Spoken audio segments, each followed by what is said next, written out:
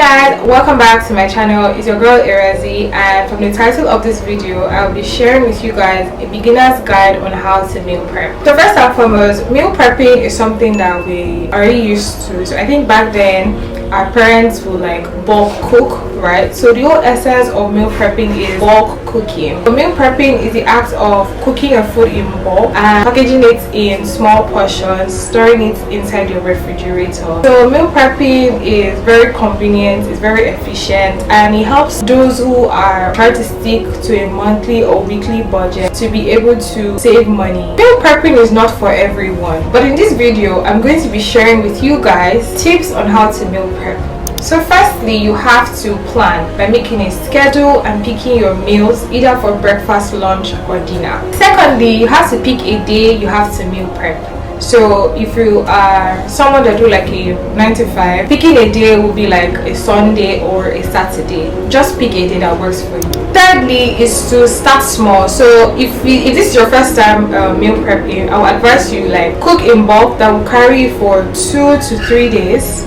Then over time you can expand to cooking a larger portion that can take you for a week and even 2 weeks, however you may prefer. Number 4, cook in batches. After you have cooked this food, then you have to portion it into a small containers that you can store into your refrigerator, whereby you can just come back from work or whenever you're hungry, you just bring out a small portion, you microwave it or you heat it up in your cooker, right? So the 5th tip is to actually use a meal prep planner. So you can just draw out a timetable that works for you, where you have your recipes, your shopping list, the meals that you prefer to cook on these days or the meals you prefer to eat at this particular week, right? So having a meal prep planner is very efficient in meal prepping. So the 6th tip is to consider rotating your menu. So if you have drafted out a meal prep planner, right, and you have a full timetable for week 1, week 2, week 3 and week 4, I would advise you rotate week 1 to week 3 if you're the kind of person that don't like to eat a particular dish every time and you get bored.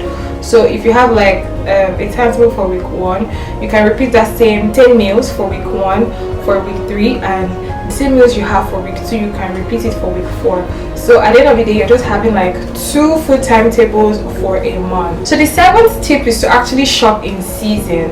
So right now we're in November 2024 and we have potatoes, like purple potatoes in season. So I would advise that whenever you are drafting out your meal plan, you should actually consider fruits, vegetable and local ingredients that are actually in season, because it helps you to shop at a lower cost, right? So yes. Then the last tip, guys, in fact, if you don't even do this particular thing I'm about to say, every other thing you have done is just going to be in vain. So you have to store your food properly, like in an actual storage containers inside your refrigerator, right?